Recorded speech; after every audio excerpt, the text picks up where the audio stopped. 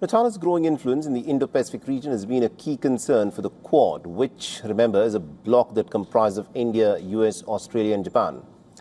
In a big move to counter Beijing again, the foreign ministers of Quad nations have jointly agreed to build a port in Fiji. So why is this so significant? This is Quad's first ever joint infrastructure project since its inception. Remember, Quad is not an alliance, it's just a grouping. Australia's Foreign Minister Penny Wong described it as the strongest ever commitment from the Quad nations and highlighted its importance for Fiji. We are also today announcing the strongest ever commitment from the Quad to the Pacific through the Quad Ports of the Future partnership, where we are launching a pilot for port infrastructure in Fiji. And I was in Fiji just a couple of weeks ago, and I know how important this will be to that country. It's a practical demonstration of our collective ability to deliver high-quality, resilient infrastructure in partnership with the region and in response to Pacific priorities.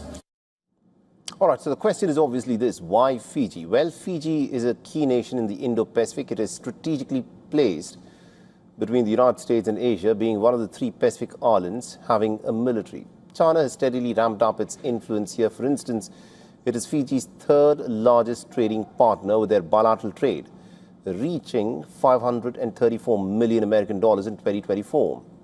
China is also heavily invested in Fiji's infrastructure, completing about 20 projects as part of its Belt and Road Initiative, which Fiji joined back in 2018. Now, considering this, 60% of global maritime trade passes through the Indo-Pacific. The Fiji Port Initiative is seen as some kind of a concerted attempt to try and keep a check on China and to avoid a potential Strait of Hormuz-like situation owing to its virtual closure of the strategic waterway. The world, of course, is witnessing a major energy crisis. This development is also vital from a security perspective, given that China unsuccessfully tried to develop the Black Rock military base in Fiji back in 2018. Now, that is not all. Last year, Fiji's Prime Minister Sitiveni Rabuka strongly opposed China setting up a military base in the Pacific Islands. During the meeting, the US Secretary of State Marco Rubio had highlighted why maritime security in the Indo-Pacific is so vital. And the reason why maritime security is so important, beyond the fact that current events remind us of what can happen when maritime security is impeded, is the fact that 60% of global maritime trade passes through the Indo-Pacific, and it's a vital national interest, not just to the four countries represented here today, but to dozens and dozens of countries, countless countries around the world. Naturally, this has drawn a scathing response from Beijing, taking a swipe at the Quad and its announcement. China has opposed the formation of exclusive small blocs. It's also cautioned against undermining trust amongst regional nations. Tuesday's meeting of the Quad foreign ministers was the third such gathering of this grouping since September 2024. And on this occasion, they also launched the Indo-Pacific Maritime Surveillance Collaboration Initiative. And this will enable Quad partners to access real-time unclassified satellite tracking data to combat illegal fishing, trafficking, and ensure a better humanitarian disaster response.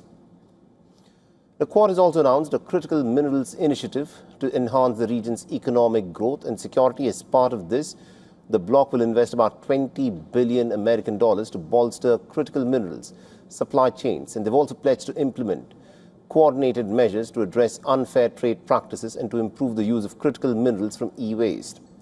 On the sidelines of the Quad summit, India and the United States also have signed a separate framework on securing of supply in mining and processing of critical minerals and rare earths. While Quad seems to have lost a bit of its momentum after failing to hold a leaders' summit last year, today's meeting of foreign ministers makes it fairly apparent that it remains a crucial grouping to determine China's expansionist tendencies. For all the latest news, download the WION app and subscribe to our YouTube channel.